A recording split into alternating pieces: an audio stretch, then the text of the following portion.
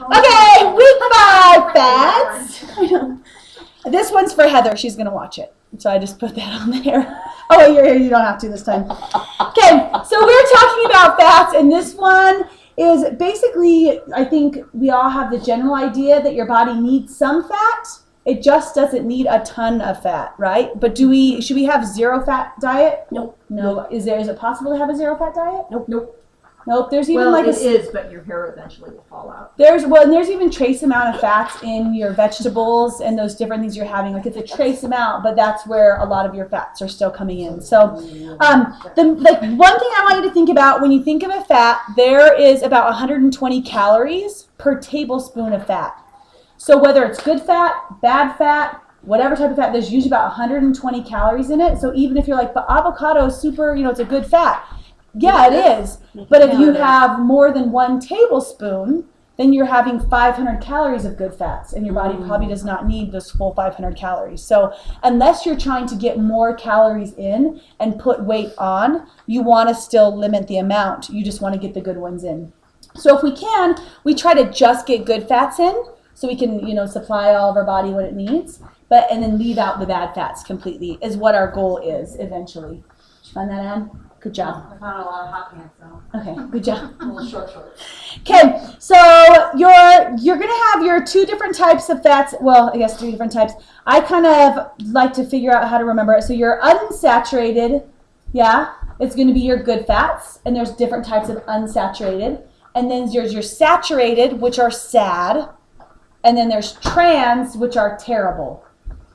Okay, so unsaturated fats are your good ones. Saturated are your sad ones. Trans are your terrible. Nope. Yep, that's not for you, buddy. So let's go through our good fats first, just so we can kind of see what you guys are already cooking with. Yay. Your unsaturated fats, you guys have a list there, yeah? So your different oils to cook with: olive oil, canola, sunflower, peanut, sesame. Does anybody cook with those oils right now? Yeah, I do. Does anybody cook with something with not the olive oil option, like just for My fun? mom does olive oil. Does anybody do sesame or? Oh, fancy, yeah. Sesame if you're doing something Asian. Yeah, and if you're a cook and you actually make good food, don't look at me, but then you add, these will add different flavors to the foods that you're making, right? Avocados, olives, and then your nuts. So almonds, peanuts, macadamia, hazelnuts, whatever. So those are some unsaturated fats. Now remember, just because peanuts are on there, should you have more than a tablespoon? No, not really. Is it hard? I mean, a tablespoon of peanuts is like 6 peanuts. You're like, oh yeah, that's so good.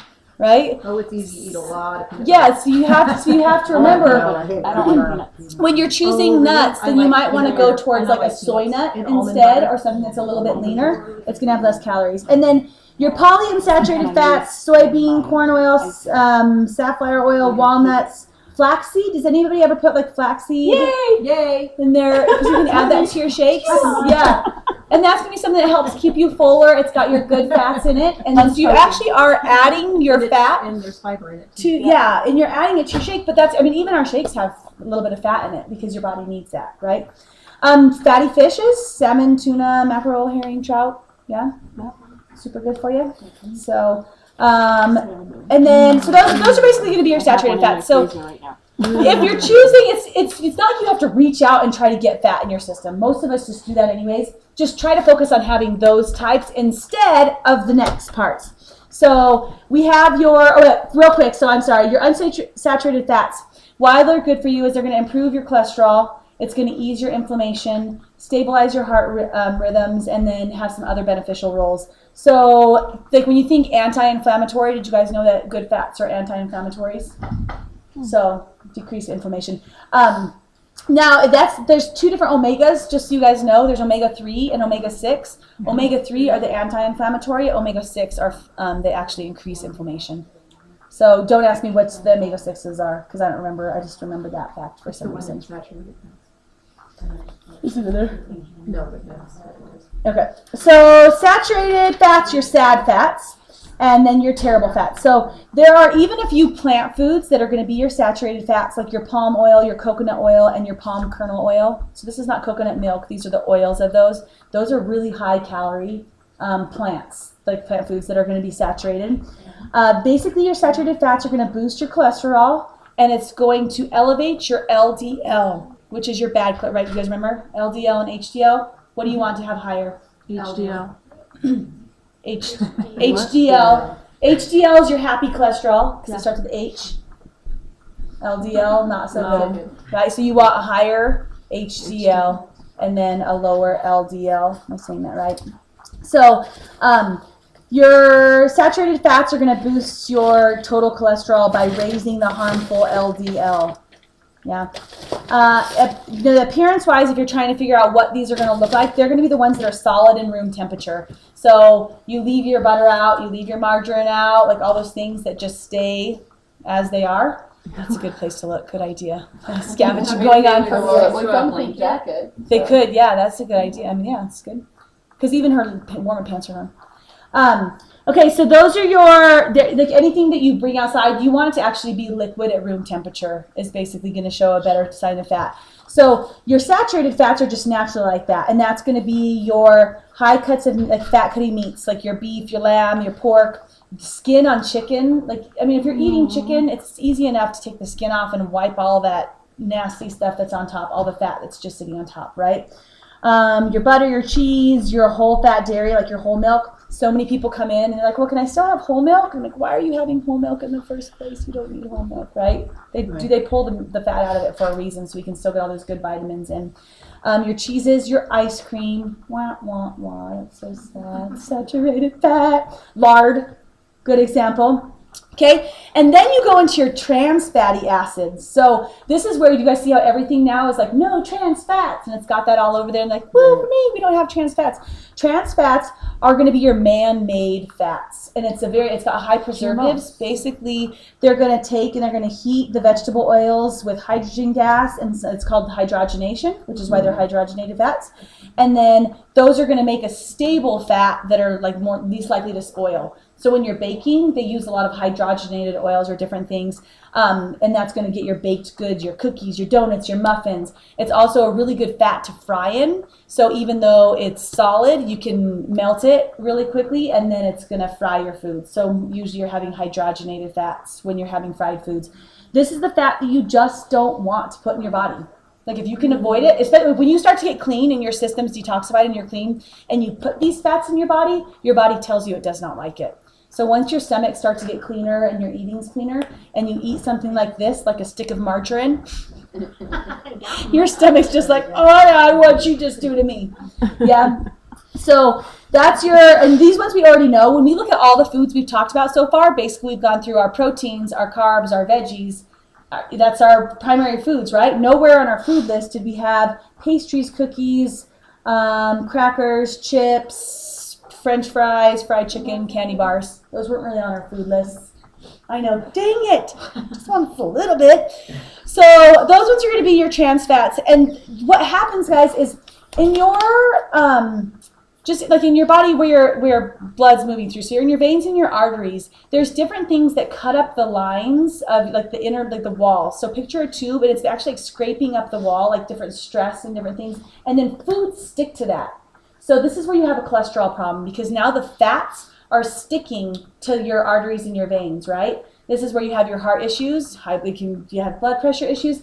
So if you're putting those fats in, they're going to be more apt to stick to those areas. And then there's also the fact of trying to keep our systems cleaner, where stress is going to influence those, and having, working out's going to help with them. Having your good cholesterol is going to help pull those fats away. So bad fats stick, the good fats are going to help pull those away. So when you're trying to replace, so now it's like, well, what do we do? Because you don't want to have those other ones. Look at your replacements on this fancy next page. So butter, try to cook with your olive oils instead. Cheese, try to do your low fat or reduced fat cheeses. White cheese usually is going to be good. So we go around, we're going to, yep, any white cheese. And we're going to go around and give up a food this week together. And that's just really fun. We had people giving up cheese, and I was like, unless you just need to for a different reason, give up cheese. Your light cheeses are a very good source of protein and a very lean source of protein.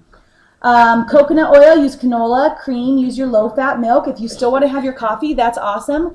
But use skim milk instead, instead of using any sort of the fancy creamers that you got. Eggs, This is still, even though it's saturated fat, it says you use the egg white or a substitute because your eggs are your saturated fats. Ice cream, your frozen yogurt. Kinsey's now just freezing our shakes and making little like treats. She thinks she's gonna like sell Yeah, them. Bethany was saying, Yeah. oh, they're really So good, Let's make some. So kind of look at that, your poultry skin, just have it without the skin. Red meat, you guys can still have red meat, just try to get the leaner source. So if you're gonna have a hamburger, awesome. Can you get the 98% or 97% lean beef over just the cheaper one? Yes, it's more expensive. Is it worth it? Absolutely. So if you're gonna have that, try to substitute out. Who's using turkey now instead of beef a little bit? A lot of people start to cook with some turkeys to have it be lean. I like the I know. turkey. Wendy's like, no, dude, this is what we do. That's This is life, my dude. business. A die. So if you get beef, just buy loin or round because they're lean. Okay, so there we know, loin or round. And because like somebody's like, well, I'm going to barbecue, so now I can't have my hamburger. And I'm like, no, you absolutely have your hamburger. Put white cheese on it instead of cheddar cheese, and try to ditch the bun. Do it with all your veggies and stuff. Don't do the ketchup. They have the sugar chicken veggies. burgers, the chicken burger fillets. Mm-hmm. You can get those. Yep. Yeah. So I mean, there's a lot of different options. Don't feel like you're cutting yourself off from a certain type. It's just know that your pot roast or your ribeye is gonna be your ribeye is the best choice. Yeah, or you're gonna make sure you want to have a Thermobond before that because you're gonna be having a lot of fat that you're taking in. Strip steak, So that's your loin, your or tenderloin. Ribeye is my favorite. your fat part of it. There's a reason. Real quick, let me just go through the fitness. I just feel the need to tell you guys that you need to warm up and cool down. You notice that every workout we do, we don't just start working out right away. We go around the block. There is I want to get your muscles warm. I want to get your blood moving so that you don't get injured. But really, I want you guys to realize we're at workout class. Now we're exercising, because if you prepare your mind to work out, you're going to work out much, much harder than if you just popped in and started working out, because you haven't changed hats yet, and we do so many different things throughout the day that you need to put on your exercise hat. When you're starting to exercise, you'll get more out of it. And I like the just walking warm up, just to light anything, because you can kind of chat, you can kind of change modes, and you can go at your own pace. So that's why I do that. Your cool down is important. We're so good at that. To make sure that you get your circulation moving. So if you do a really hard workout and you just stop, do you guys ever notice that you can get dizzy? Because your blood actually will be in your lower extremities, and then you stand up and you're like kind of dizzy, right? You need to make sure that you keep moving so you get blood back to your brain, back to all the areas that it needs to be in. So make sure you're cooling down. And then absolutely you need to be stretching at the end, which we could all just be sitting here stretching if we wanted right now. Stretching, you need to hold your stretch for 15 to 30 seconds. So they have plastic or elastic stretches. So if you're stretching your hamstrings and you reach down and it kind of hurts and you hold for 5 seconds, which most of us do, and then we go to the other side, right? That's called an elastic stretch. It's like a rubber band stretching out and snapping right back, which is not doing anything long run. You're not going to increase your flexibility. But if you stretch somewhere and hold for at least 15 seconds, I prefer for 30, you're actually deforming the muscle. So it's a plastic stretch where you're going to elongate that muscle long term. So make sure that you're working that primary areas to stretch. We all sit like this. Look at us all right now, right? You need to stretch your chest out to make sure that you don't have this posture. And then your hamstrings is the main one. Does anybody have lower back pain ever? That can be a lot because yeah. But and if you have your shorter hamstrings, then it kind of makes you because it's going to pull your legs and it's going to put this pressure on your lower back. So you have this kind of funky posture where you're standing like that. So you need to make sure you're stretching at your hamstrings. Those are the two areas that we tend to stretch the least, because it kind of feels good to stretch the other areas, but those ones not so wonderful. So make sure you're stretching for a 30-minute workout, warm up, cool down 5 minutes both. For an hour workout, warm up, cool down 10 minutes both. Don't just be like, well, I only did a 40-minute workout. Give yourself the other 10 minutes. You did a full hour workout. If you warmed up for 10 minutes, I don't care if it was just walking around the block, that counts as part of your workout time, right? You'll work out harder in that 40-minute stretch if you remember that those other two pieces are just your warm up and cool down. So warm up, cool down questions? Stretching questions? No? For our fats, just so you guys know the different products that we have on here, the Prolessa Duo is going to be one of our Mac Daddy products that actually go through and promote burning your fat and then keep you from eating as much, because it's it's an appetite suppressant. And then the Thermobond, who takes the Thermobond? Before you eat something fatty, before you have that whatever, your ribeye, you want to make sure that you're having something to block those fats. And the Thermobond will block about 50% of the saturated fats that you're consuming. Goodbye!